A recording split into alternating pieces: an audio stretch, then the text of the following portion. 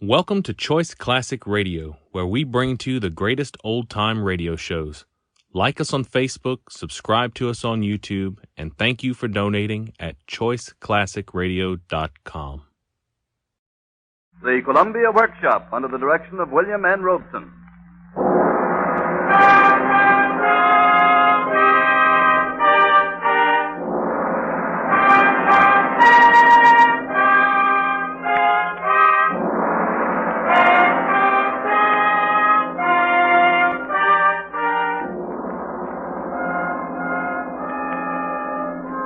Last week, the Columbia Workshop presented an English play in American radio technique. Tonight, the Workshop offers an English play in the British radio technique. A presentation of our guest director, a young man known in the farthest corner of the British Empire for the brilliance of his radio plays, the excellence of his radio production. Mr. Val Gielgud, dramatic director of the British Broadcasting Corporation. The play you are about to hear is Mr. Gielgud's first American broadcast, although Workshop listeners will remember his production of Death of a Queen, which was relayed from London by shortwave last September, and which introduced an entirely new technique to American listeners. Tonight, Mr. Gielgud will direct a radio play entitled 4s into 7 Won't Go, written by himself and Commander Stephen King Hall. At the end of the play, the Workshop has asked Mr. Gielgud to give the American audience a brief conception of the contrasts and differences between American and British broadcasting. The Columbia Workshop presents 4s into 7 Won't Go.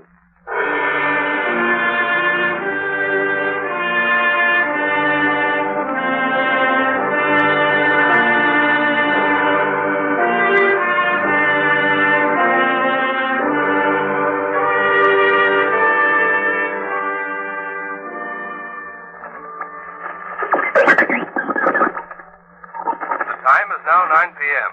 This is China 5XY calling, and we bring you our nightly broadcast of last-minute news bulletin.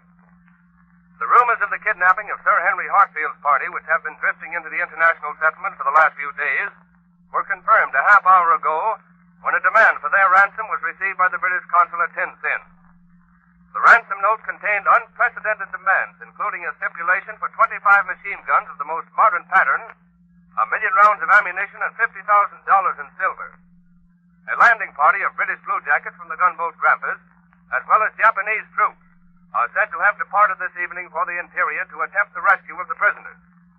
Grave fears are being felt, however, for their safety, as it is believed that the commander of the bandits is the powerful warlord, General Wu So-ling, who became notorious for his lawless activities on the upper Yangtze some months ago.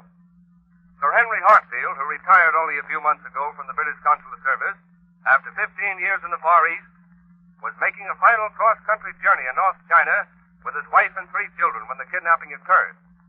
Sir Henry and Lady Hartfield are accompanied by a Mrs. Anne Struther, an intimate friend of theirs, and by Mrs. Anne Struther's only child. Mrs. Anne Struther was left a widow last year. Reports from Rayhole this evening indicate that fighting has again broken out all along the Great Wall.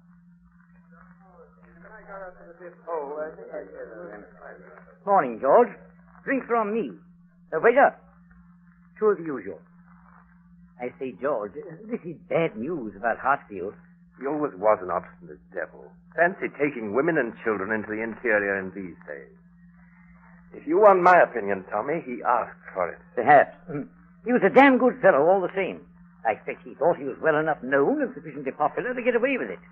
After all, he must know the Chinese more intimately than any Englishman in the country. He was efficient enough, certainly. I saw a good deal of him at one time. Long, lean beggar, hard as nails.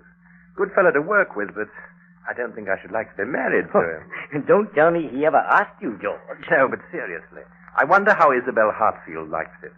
There was always a regular woman's man side about Henry. No, I don't mean anything fishy. You never saw him without some woman or another. I was always surprised that he didn't run into a scandal. Yeah. What's Lady Hartfield like? Isabel? She was one of the prettiest girls I ever knew. She must be 35 now, but she always knew her own mind. I liked her. And what about this Anne Struther woman? As you seem to be the child's guide to knowledge. Well, I only met her once or twice. She's an American. Oh. She came out to live at the Hartfields and brought her kid after her husband died. I think she had known Isabel well in England. She must be 2 or 3 years younger. She's good-looking, but in just the opposite way. Isabel tall and dark, and Mrs. Anstruther small and blonde. And which does our particular gentleman prefer? Oh, I'm not hinting at any scandal. Don't you make any mistake about that. Henry and Isabel are absolutely devoted. They're one of the very few couples I know who've managed to make a success of marriage. Mrs. Anstruther is far more Isabel's friend than Henry's. It's those kids I can't help thinking about. This country is going to the dogs, you know. What we want is a bit more mailed fist and a little less soft soap. Oh, come off it, you old diehard. Another drink. I don't mind that. But all of those 4 miserable children are under 10, and that bandit fellow is a brute. Gilbert swears he was behind the massacre of the missionaries at Tanfu. You know what the Chinese bandits are if they're in a hole? That ransom can't be paid. It's absurd. And if they think the Japanese are going to catch them up, well, I don't like to think of it. Well, don't think of it, then. Hartfield may be able to get around them. He can talk the language, which is something. And even a bandit knows that an ex-consul general has no end of a pull and might make things pretty unpleasant. All I can say is I wouldn't care to be in any of their shoes. I wonder what they're feeling at this minute. I bet they haven't got cushioned chairs and iced drinks. I wonder what they're talking about. Oh, Beatrice, there you are. What's the time? My watch has stopped. Yes, so's mine. I forgot to wind it last night. Oh, so you were upset in spite of seeming so calm. Yeah. Went the children marvelous, though. They weren't scared a bit. Ignorance is bliss, my dear. You mean you really are scared? Unspeakably. But why? They haven't hurt us or starved us. Well, this hut makes quite decent quarters.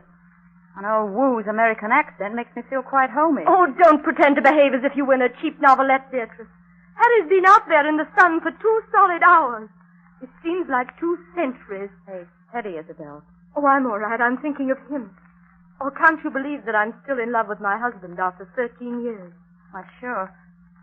Gosh, I wish I'd put on thicker stockings yesterday. Gee, these cost me a fortune, and just look at 'em. Oh.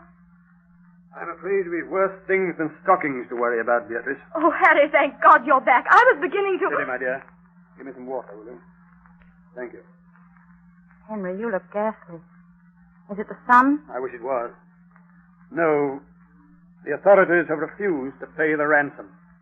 I expected it, of course. Expected it? But it's damnable. Quite apart from us and the children. After all your years in the service, surely they... Be fair, Isabel. Once pay the brutes, and there's no end to it. It's simply encouraging kidnappers all over China. I guess that's true. Well, I guess we'll have to put up with a week or 2 of hiking that we didn't anticipate. If Wu will get me some sandals, I don't mind so much. Well, Henry, what is it? It's pretty bad. I don't like to tell you, but... What is it, Harry? Well, the Japanese troops are on our trail. Swell! Didn't I always boost their efficiency, Isabel? Wu and his men are short of rations and ponies. But this is all good for our chances, For Henry. some of our chances, Beatrice. Some? Wu strikes camp and moves north in 1 hour. He can only take 3 of us with him. Well? The other 4 will die before he starts. The other 4? Wu means what he says, my dear. No. Well, come on, tell us. Which of us don't go? That's the worst of it. He declines to decide. He leaves the choice to us.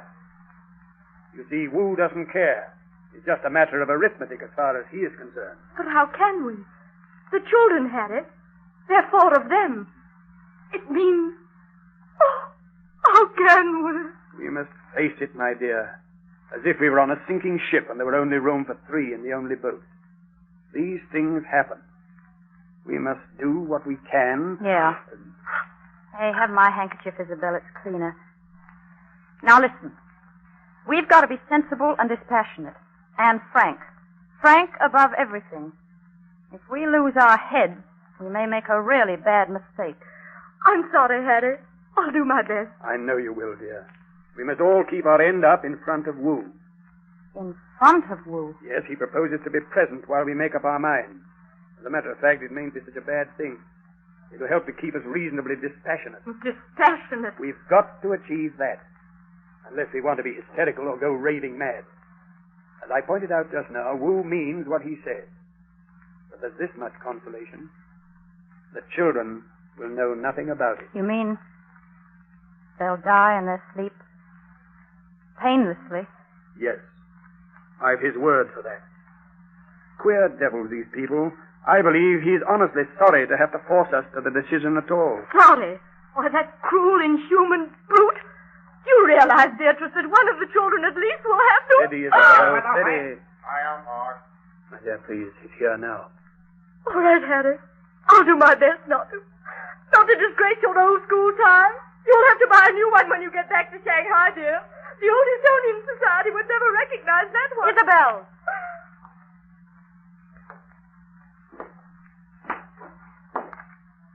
I do not intrude, I hope. Oh, no. We were expecting you.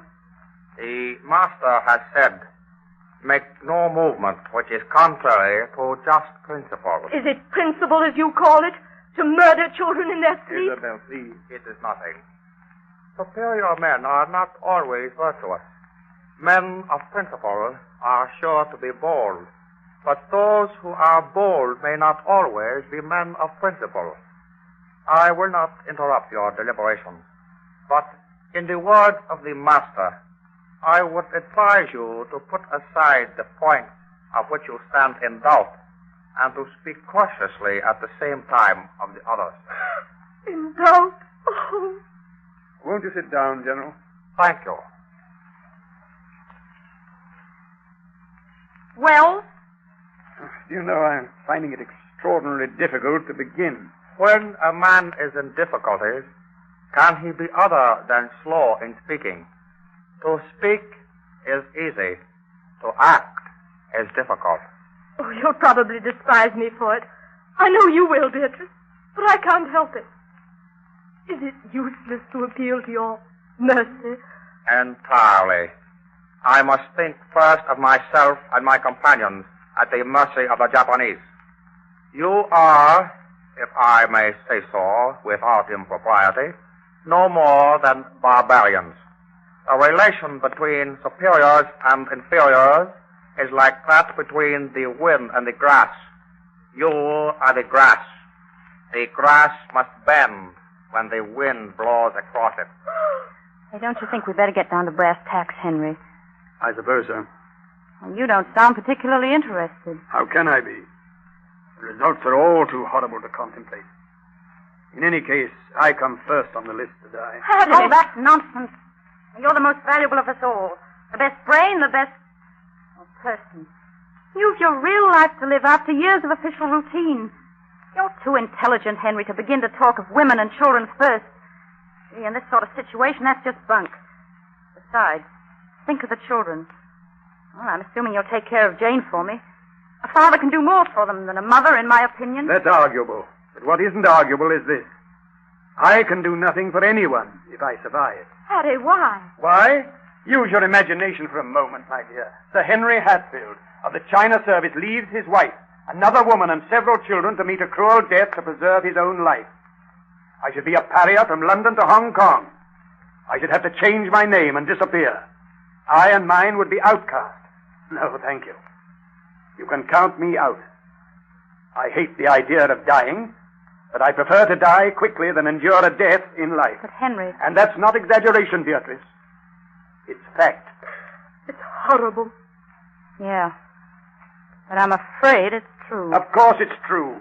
You pay for privilege in the long run. A fact which those who haven't been born to it most conveniently forget. A gentleman can live as badly as he please. He must die well, or be damned in this world and the next. He who offends against heaven has none to whom to pray. But have we all offended? Harry, the children. Of the children, 3 are female. In your country, as in mine, there exist too many women. In China, many female children are considered of very small account. You're a devil. Fine words are seldom associated with true virtue. I have only said what is demonstrably true. Well, let's leave the children out of it for the moment. See, I always left the toughest question till last in my exam papers at school. Well, so do you, Isabel. Yes. How did you know? I snitched from you a good bit. Did you? I always wondered. Yeah, well, now you know. Henry, you almost convinced me just now. But why should the circumstances ever become public property? Isabel would back up any story you chose to invent, and I... Well, supposing I was cynical enough to accept that, what about you? I should be dead. You? Why not? My husband's dead. The only other man I ever cared for is, well, someone else's. Beatrice. Yes, my dear, you. Well, we're being frank. We must be with one foot already in the grave. I've loved you ever since I came to live with you and Isabel. I've loved you no less because I'm as fond of her as one woman can be of another. But you're not mine. You never could be. My life, well, my real life, is finished. Well, I loathe the idea of dying. I'm scared. But I've nothing to live for except Jane. And if I know anything of mothers with only daughters, I shall probably do her more harm than good. Yes, you can't defeat my claim. Hattie can't. But I can. You, Isabel. But how? Because I've known that you loved Hattie. Because you're the sort of woman he should have married. One silly and cowardly and unhelpful. I've never helped him. I've always been a drag. No, my dear. Oh, yes, I have, I know. You've been very sweet to me, Hattie. You've been in love with me. But does love matter very much to us anymore? I think so. Isabel, you're simply finding excuses for an orgy of unreasoning self-sacrifice. I'm not. I'm only remembering that one of my children will have to die. Do you think I'd let any one of them go into the dark alone? Oh, I'm frightened. More than either of you. But I'd rather die 1,000 times than go on living with that memory in my heart. I can't argue with that any more than I can accept Beatrice's solution of my problem. Isabel, would you find it harder if we died together? I've always hoped that we might die together, Harry. I don't want to live without you. And Beatrice could take the children. Which of them? Is that so easy for you? Well, I won't live at the price of Jane's life. If I live, she lives too. Well, only 3 of us can live in all. Which of your 3 do you leave to me? Which do you condemn with yourselves to join in this gloriously high-principled suicide pact? Teddy's 10, Angela 5, Carolyn 4. And Teddy's a boy. The general would choose him. But are you going to adopt his notions of what to do with superfluous girl Beatrice, babies? don't be so bitter. It's hard enough, God knows. Don't make it harder for Aren't you making it harder for me? Aren't you driving me into a corner? Am I to watch 2 of the people I love best in the world go out to their deaths and laugh at it? And I fight for my friends' lives? Say you 2 are drunk with self-sacrifice. You shan't decide under that influence. It's crazy. For a man to sacrifice to a spirit that does not belong to him is flattery. For once I agree with you, General. I am honored. The thing that strikes me as most remarkable in this business is the persistence of selfishness in our human makeup. Here we are, with death at our elbows, and we still go on fighting desperately for our own hands. You're angry with our attempts at self-sacrifice, Beatrice. But you're angry for the wrong reason. You're angry because we're emotional. Really, Isabel and I are being as selfish in making death our preference as you are. Honestly, I know I'd rather die than try to live down the reputation of being a coward and a cad. And honestly, Isabel would rather die than see Teddy or Angela or Caroline go, just as you would over Jane. We can't forget ourselves, and our children are only part of ourselves. You analyze with exactitude. The Master has said, while heaven does not let the cause of truth perish, what can the people do to me? Yes, and a greater than he once denied his mother and his brethren. If we were divine, we could choose. But we're human and weak and ordinary. We can't see beyond one fact. The 7 of us, so nearly and dearly bound together by every sort of human tie. And 4 of us bound to die within the hour. I regret that it is so. Give us a little more time, won't you? We're still half dazed with the shock. I can't think coolly even if I dared to. Harry, the authorities would pay if you insisted. General, let my husband give you his word to come back if he fails. Then let him go. He could get the pursuit checked while he arranged for the ransom to be paid for. I will gladly take his word, but it is useless. Useless? Yes, your husband will not go. Harry. He's right. Why? Oh, don't be stupid, Isabel. You ought to know Henry well enough by now. He's old-fashioned, that's all. He won't buy his life at the expense of his reputation. He won't buy ours at the expense of the government he serves. Doesn't he deserve that they should pay? He's given the service the best years of his life. I'd be condemning other people to the same fate. Once let it be known that a bandit, forgive me, General, has been bought off on my account, and kidnapping will become the staple industry of any band of Chinese who can raise a dozen rifles and some good ponies. It's out of the question. Even if I asked you, for the sake of the children. That's not fair, Isabel. Fair? Harry. Even then, I'm afraid. So it's deadlock. Kill us all, General, and have done with it. Murder us all. What is unnecessary, I find most distasteful. I think on this point I can speak for all of us. My wife is naturally upset. But feelings are apt to be closer to reality than reason in circumstances of this kind. I can't survive if any of the others are to die. Neither Mrs. Anstruther nor my wife will face life at the expense of their children. It's obviously impossible for us to condemn Mrs. Anstruther's child against her will. And as there are 4 children, even if all 3 of us die, one of my children would have to die also. We can't make such a choice. I refuse, point blank. So we will all die together and trust in God. You're right, Henry. Yes. There's no other way. I am to accept this as your final decision? Yes. Will you listen to me for a few moments? We're in your hands. But I think we should all be grateful if you would leave us to ourselves for the little time we have left. It will not take long. Last year, I received an invitation to Geneva. It was the 66th, or it may have been the 67th, meeting of the International Conference on Disarmament. It appeared that my reputation as a bandit, there was no need, Sir Henry, to apologize for the use of the word, had become so widespread that I was invited as representative of the bandit population of China. While in that singular but salubrious city of Switzerland, I happened to become acquainted with a delegate from one of the smaller republics of South America.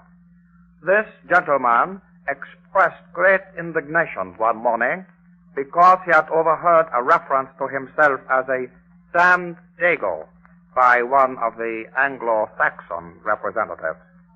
In the veins of this South American ran the blood of the Incas. In his heart was the inextinguishable tradition of an ancient civilization. He spoke of the Anglo-Saxon as barbarians. As you know, we in China are apt to make use of the same term. I was interested as a former student of Anglo-Saxon history in the universities of Canton and California. Accordingly, I pointed out to my South American companion that while the Anglo-Saxons are in many ways barbarous and without culture, yet they possess their own virtues, and notably physical courage. This he denied. The conversation ended inconclusively. But on my return to China, it seemed to me that to test the matter would not be without interest. Test? You mean that... I determined to secure the persons of several barbarians and face them with the imminence of sudden death. If they showed cowardice, I would kill them. If they fulfilled my contention that only in physical courage is their civilization superior to ours, I would set them free. Free? Oh, Harry. You shall be escorted to the Japanese pickets under a flag of truce within the hour. I am infinitely grateful to you for your cooperation in my little investigation into the habits of the barbarians. For any inconvenience caused to you, I apologize. You will go down to the Yangtze River. I shall withdraw to the northern hills. As the master has said, the wise find delight in water. The virtuous find delight in hills. I have the honor to wish you the happiness of a safe journey.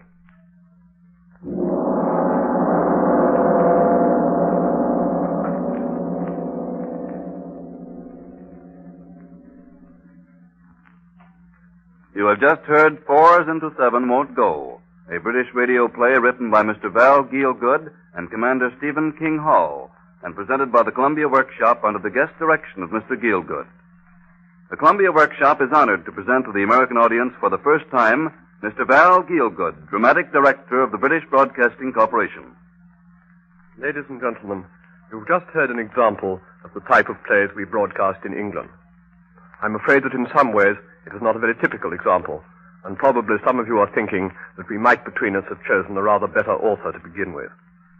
But in choosing a play, I was rather handicapped by one thing, this business of timing, which is such a very different matter here than it is in England.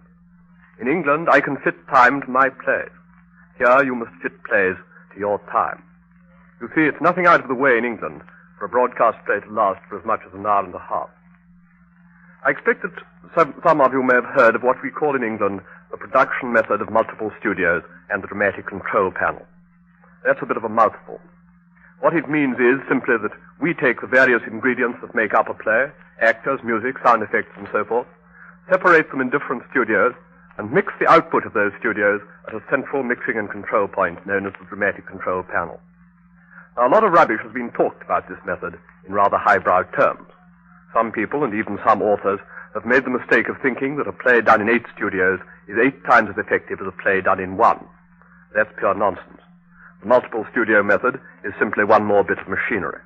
If your play is very simple, like our play tonight, it is acted in 1 or 2 studios only. It's if the complications of production require it that there's any merit in adding to the number of your studios. Now, Mr. Robeson may not thank me for putting what I'm going to say into your head, but the Columbia Workshop is an organization which seems to me to take the business and the art of radio seriously. I confess to having picked its brains for more than one of its ideas to reproduce in England. And I believe that the people who back the whole notion of the workshop will agree with me upon the importance to them of knowing what you feel about their work, of hearing your suggestions and your criticisms, and even your praise once in a while. You can't throw bricks at us in the studio, and we can't hear you applaud. It's terribly important that you shouldn't let us feel for a minute that we are just pushing out stuff into a void. If you do, it may easily become just stuff. And if that is bad for you, it's worse for us. I should just like to add my personal thanks to Mr. Robeson for giving me the opportunity of working for you, to the actors who have worked for me, and to you for having listened both to the play and to me. Good night. Thank you, Mr. Gielgud. The Columbia Workshop appreciates your kindness in interrupting your American holiday and making of it, in part,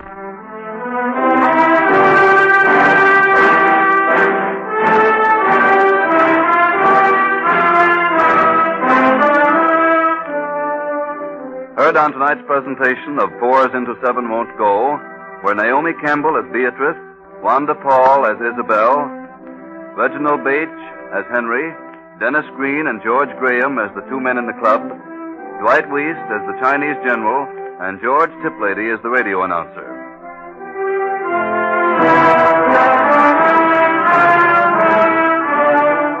The Workshop is keenly interested to receive the reactions of the American audience to this British play and to the comments upon British and American radio just made by Mr. Gielgud. Will you kindly address your criticisms, comments, or suggestions to the Columbia Workshop, care of the Columbia Network, New York City?